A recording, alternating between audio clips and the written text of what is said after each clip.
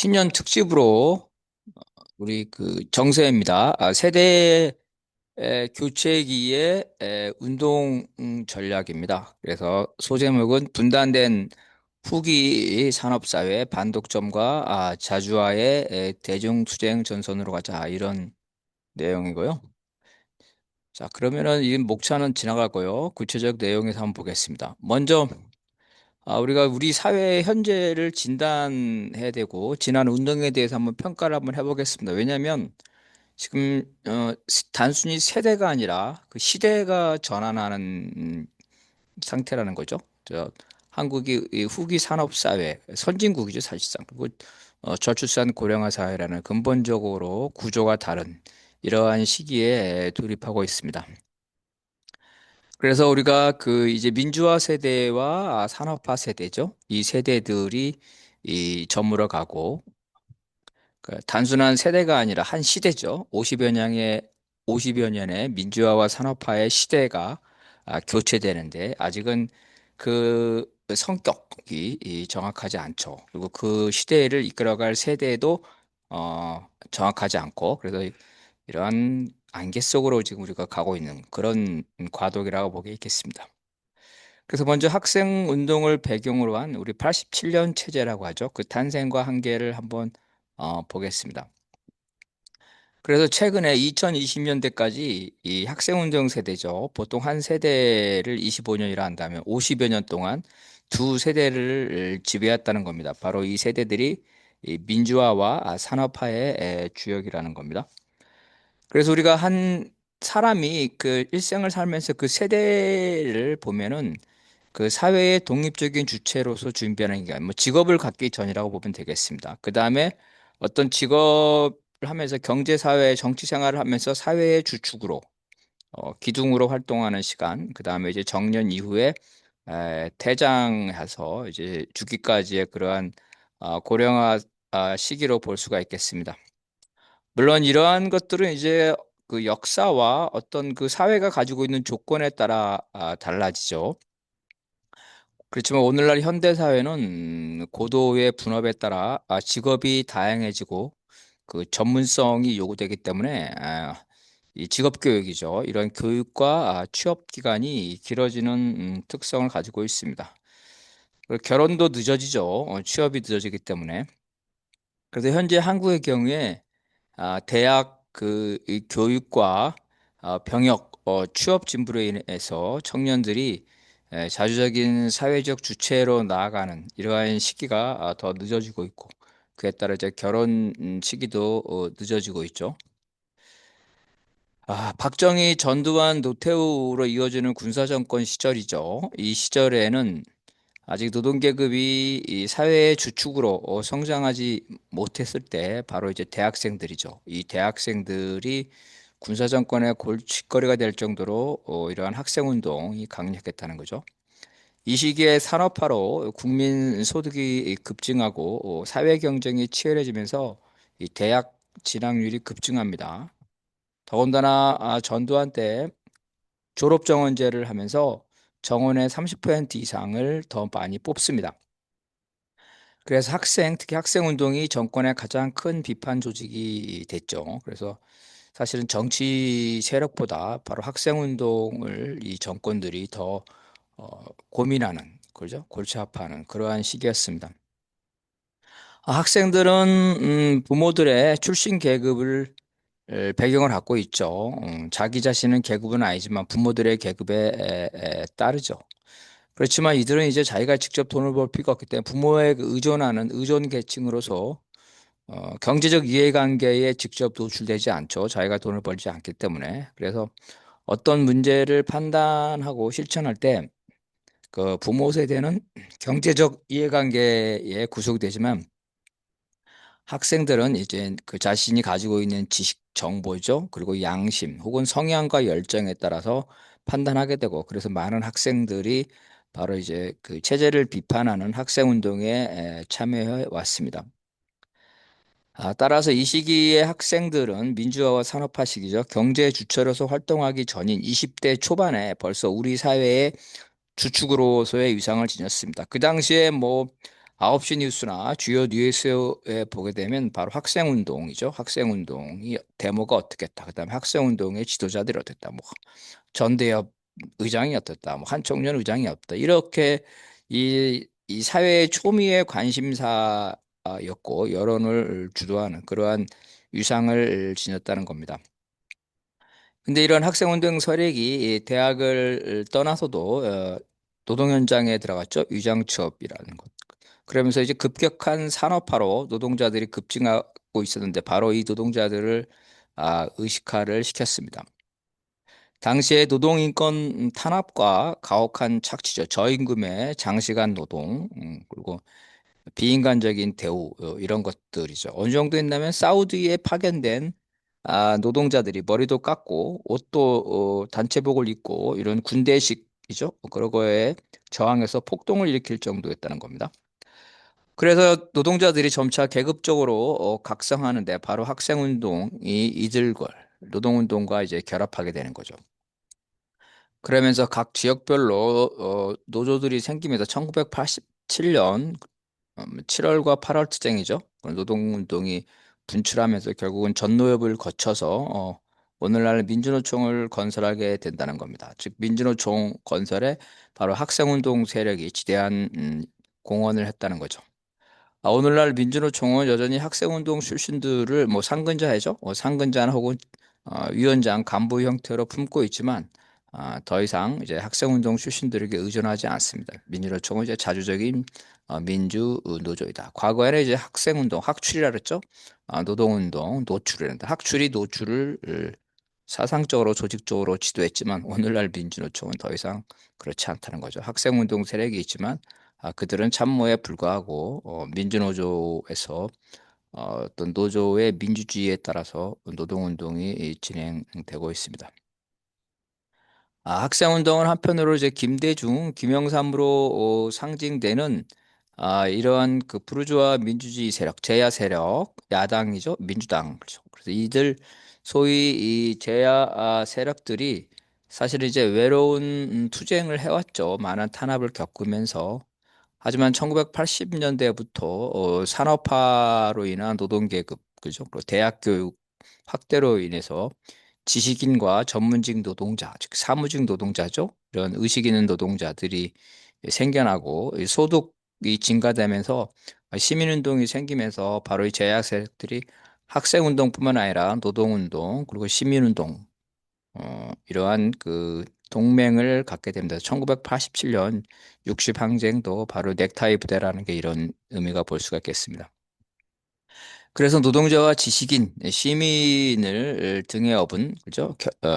결합한 이러한 제야 세력들, 김영삼, 김대중이 대표적이죠.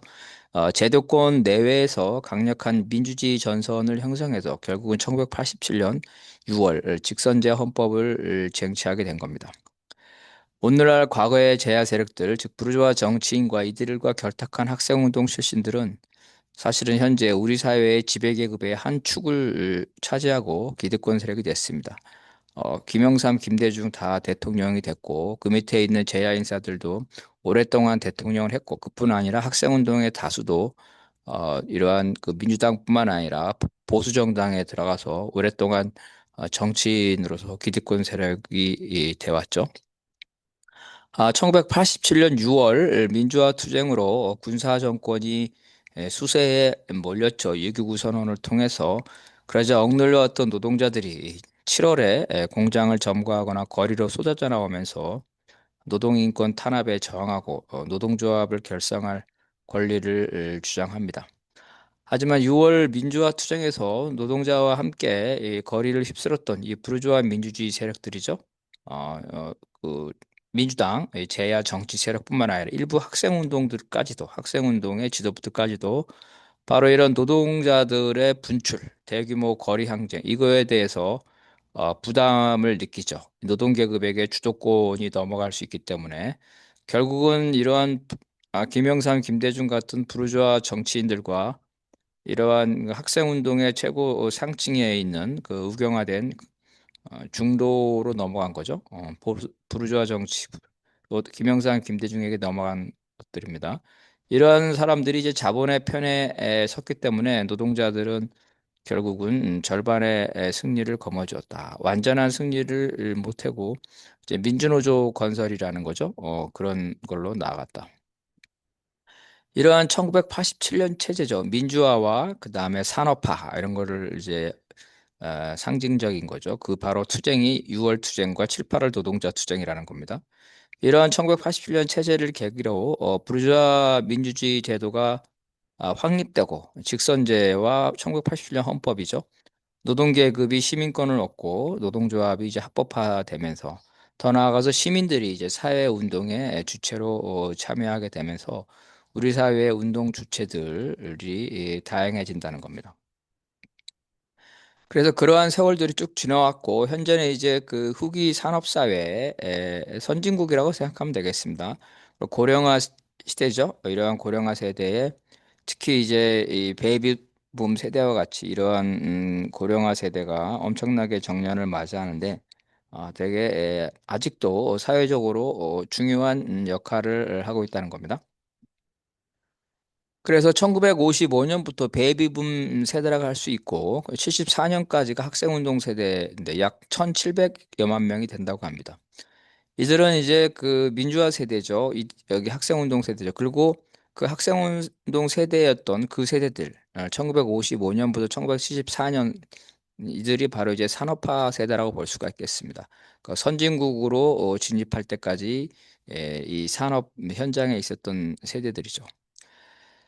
일단 이제 학생운동 인사들은 상당수가 정치인, 법조인뿐만 아니라 이명박처럼 이제 직업인으로서, 기업인으로서 산업화에 기여했고, 이 세대의 일반인도 비록 학생운동을 안 했더라도 설사 대학에 진학하지 않더라도 이 당시에 이제 노동자죠, 노동자로서. 그리고 이 노동자가 노동운동을 했든 혹은 하지 않고 자본가에 순응했든 간에 한국의 경제를 선진국으로 이끌어오는 그러한 일꾼이었다는 겁니다. 하지만 바로 이들 세대들이죠. 이제 수년 전부터 이들 세대는 1년에 약 100만 명 가까이 정년을 맞이하고 있다고 합니다. 엄청나게 정년을 맞이하고 있는 거죠. 그래서 이들 민주화와 산업화 세대는 고령화 사회의 주역으로 지금 다시 한번 주목받고 있습니다. 이들은 아직도 강한 활동력과 정치 지향성을 띠고 있습니다. 그래서 정년 연장 논의도 바로 이들의 사회적 영향력을 보여주고 있습니다. 그다음에 시위 광장에서도 바로 이런 중년층, 노년층들이 많이 나오면서 좌우 대립을 하고 있죠. 한국의 경제와 정치에 아직도 중요한 영향을 미치고 있습니다. 태극기 부대죠. 60대 이상의 장년층들이 청년기에 이들이 진보적인 성향을 가졌더라도 청년기에 설사 학생운동을 했다더라도 60대 이상 장년층이 되면 오랫동안 보수적 환경에 노출됩니다. 그리고 주택을 보유한다든지 자산 소유가로서 점점 보수화되는 경향이 있다는 겁니다. 다시 말해서 태극기 부대에는 과거 학생운동이나 과거 진보적 생각을 가졌던 사람들 이러한 사람들도 일부 있습니다. 반대로 이제 학생운동 세대들이 바로 이 태극기 부대에 맞서서 그죠? 어, 그 또 장년층이죠. 장년층들이 광장 시위에 집단적으로 결합하고 있고 대표적인 게 이제 민주동문회라고 볼 수가 있겠습니다. 건강 수명이죠. 건강하게 오래 살 수 있는 그런 환경이 됨으로써 아직도 60대 이상의 장년층들이 사회적 활동이 활발하고 바로 그러한 것들이 이제 좌우 대립으로 나타나면서 우리 사회 여론에 지대한 영향을 미치고 있습니다. 60대 이상의 이제 민주화 세대, 학생운동 출신뿐만 아니라 이 민주주의에 관심 있던 세대들이 사회적 문제에 대해서 목소리를 내고 있고, 일부는 아직도 조직적 참여를 하고 있습니다. 정치에 참여한다든지, 뭐 각종 재야단체, 노동운동, 시민운동에 참여하고 있죠. 정년 이후의 노동자죠. 이들이 역시 이제 자신의 가장 중요한 건 노년 빈곤이죠. 한국의 노년 빈곤이 제일 심각한데 거기에 따른 사회복지 이런 의제죠. 자신과 관련된 의제입니다. 또한 연금을 이제 받게 되는데 비로소 이제 본격적으로 연금 노동자들이 탄생하고 있죠. 적게는 뭐 100만 원, 많게는 200만 원 정도 이제 받고 물론 이제 교사나 공무원의 경우는 더 받는 경우도 있는데 어쨌든 이 연금 노동자로서 연금이 후불제 임금의 성격을 가지고 있고 연금이라는 건 사회 복지제도의 하나의 일환이기 때문에 이 제도 개선에 아예 민감하기 때문에 바로 이들이 이제 사회복지 문제, 그죠? 이러한 시스템에 대해서 적극적인 관심을 보이고 있습니다. 이렇게 한국 사회가 산업화와 민주화로 상당히 진전했지만 사실은 분단을 극복한다는 것은 전혀 진척이 없어. 거대한 학생운동의 물결 속에서 우리 사회 노동운동, 민주화운동의 중요한 성과를 실현했지만, 그래도 시민운동이 태동했지만, 유독 통일운동만은 이제 성과가 없다는 겁니다. 통일은커녕 남북 평화와 남북 교류마저 진전이 없습니다. 그 이유를 보면 이제 소련 붕괴 이후에도 계속되고 있는 동북아 냉전이죠. 한반도 냉전뿐만 아니라 미국과 중로의 동북아에서의 대립이죠. 이러한 미국의 중로 봉쇄 전략에 따라서 이 한국에 대한 지배를 미국이 더욱 강화하고 있습니다. 그리고 국내적으로는 이 친일 세력들이 서로 힘을 합해서 바로 수구 냉전 세력이죠.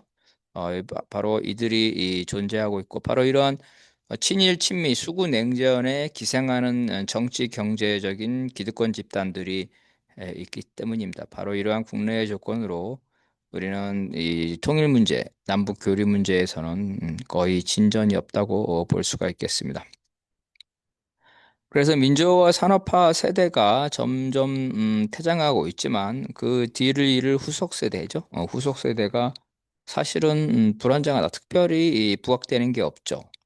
그래서 학생운동 세력들이 50여 년 동안 사회 지도층으로서 해왔습니다. 보통 한 세대를 나누기를 교육이나 군복무 취업 준비를 거쳐 사회에 진출한 후에 정년 때까지 약 30여 년을 사회생활하면서 주축 세대로 살아간다고 볼 수 있습니다.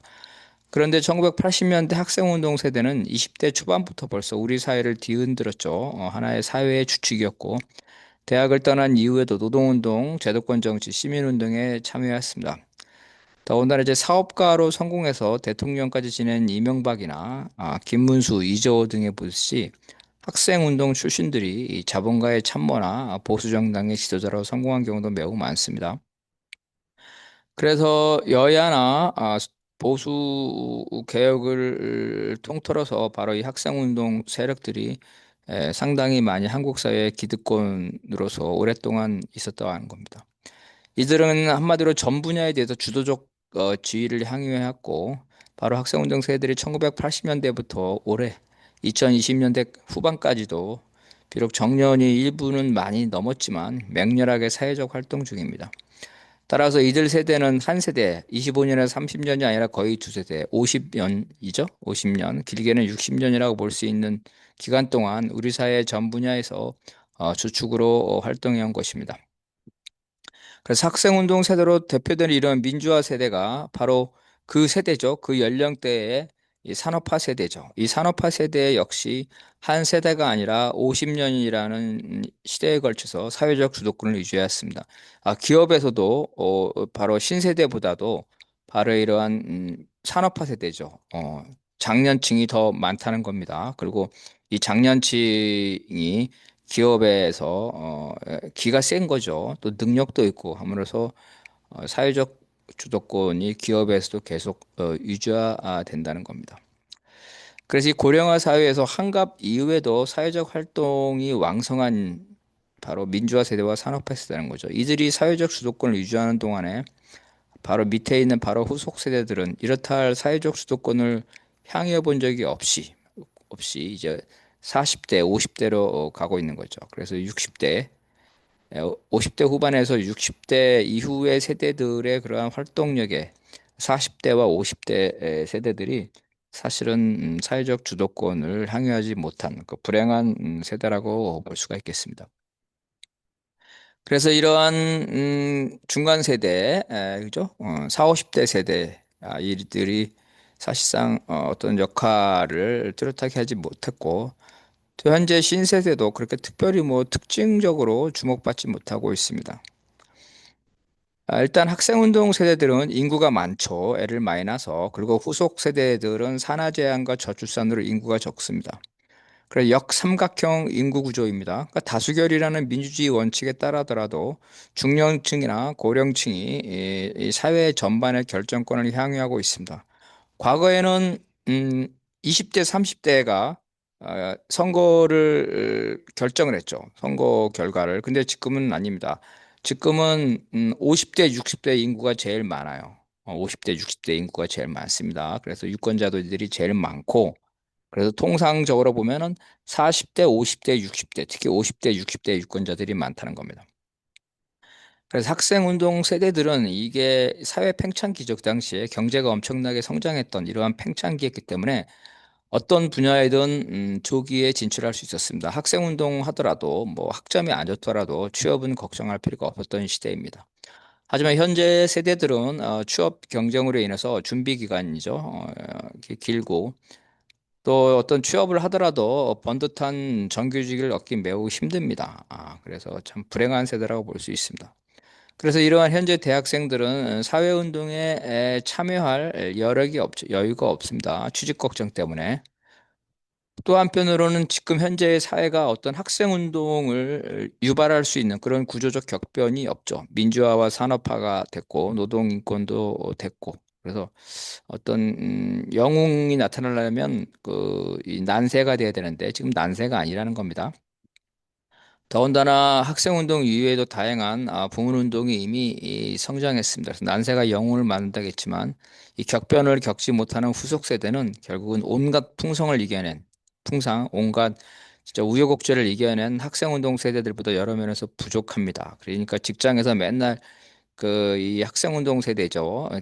능력도 있고 기도 세니까 바로 그 밑에 있는 세대들이 길을 못 피는 그런 이제 상황이 많이 연출되고 있습니다. 그래서 민주화 세대와 이 산업화 세대가 결국은 자신들의 세대뿐만 아니라 거의 50년 동안 자신들이 시대의 주도권을 누려왔죠. 이제는 이제 60대, 70대를 바라보면서 고령화로 인해서 물리적으로 매년 엄청나게 퇴장하고 있습니다. 그래서 민주화의 산업화 세대는 이미 수년 동안 엄청난 수가 정년을 맞이하고 있습니다. 그리고 앞으로 10년 안에 결국은 이들 학생운동 세대는 사회적 활동을 종료할 것으로 보입니다. 결국은 나이가 먹어서 이제 더 이상 이제 활동을 못 하거나 많이 이제 죽는다는 얘기죠. 문제는 다음 세대를 주도할 그러한 후속 세대들이 현재 형성되고 있지 않다는 점입니다.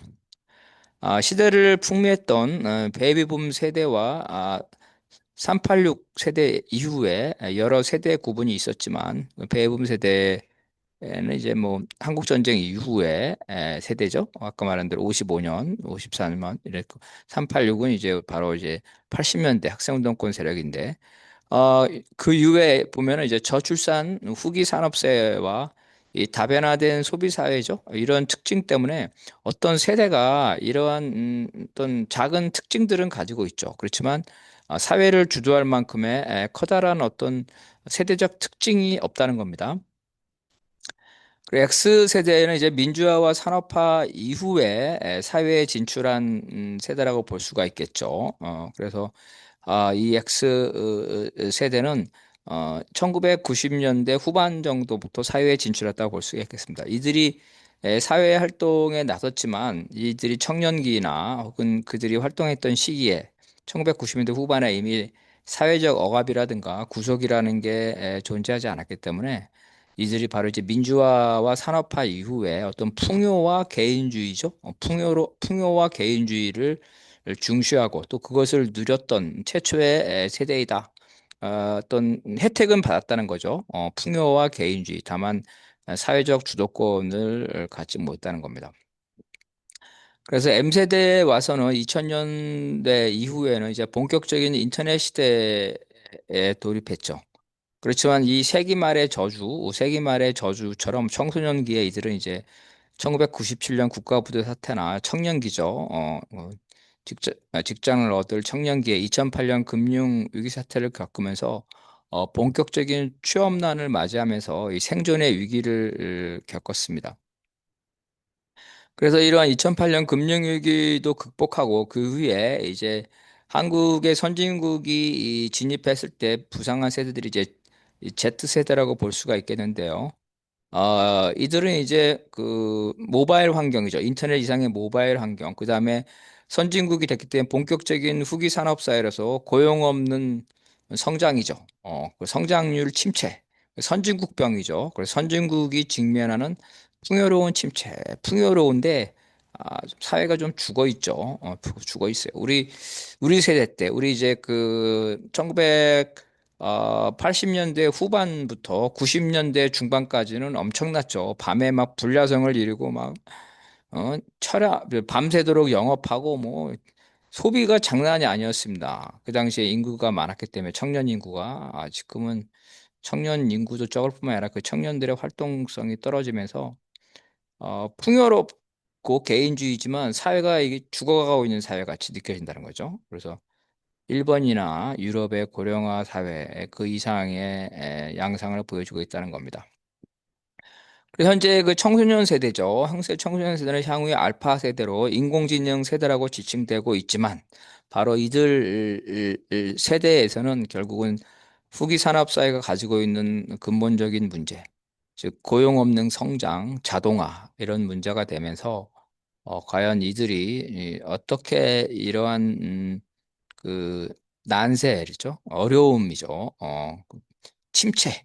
말은 선진국이지만 침체, 인구도 감소하고 참 불행한 세대가 될 것 같습니다. 어떻게 이런 것들을 극복해 갈지 우리는 어, 알 수가 없다. 이렇게 볼 수가 있겠습니다.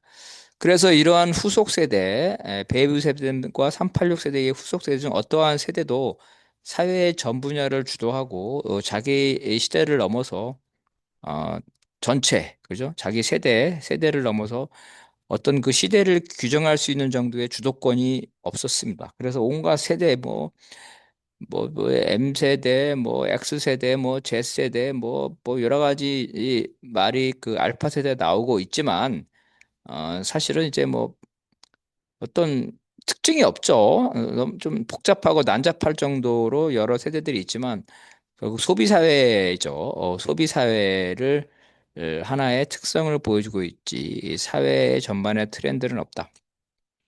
민주화 산업화처럼 한 시대의 전 분야에 영향력을 미칠 수 있는 화두 자체가 사라졌죠. 후기 산업 사회에서. 저성장하고 저출산 고령화 사회에서 사회적 역독성이 사라지면서 시대를 지배하는 화두도 사라지고 그에 따라 그 시대를 지배할 수 있는 강력한 세대, 이 세대들도 형성되지 않았다는 게 바로 현재의 특징이라고 볼 수가 있겠습니다.